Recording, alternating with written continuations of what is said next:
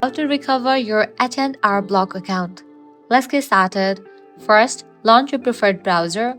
Now in the search box type in H&R Block and then search for it. Now navigate to this one website option www.hrblock.com. You will be directed to the official website of it. Now click on this icon. You will be directed to the login page. Now type in your username, email or the phone number that was linked with your account. I'm gonna type in the email address. After you type in, click on continue.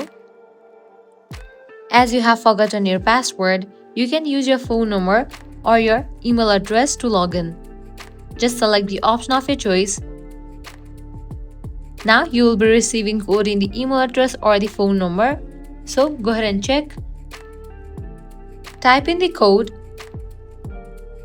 Again, you will be prompted to enter the password or verify your phone number. Select the option to verify your phone number, then click on next. Now go ahead and type in the verification code over here.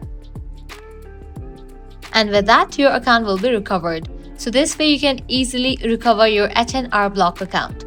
If this guide was helpful, do not forget to like, share and subscribe to our channel. Thanks for watching.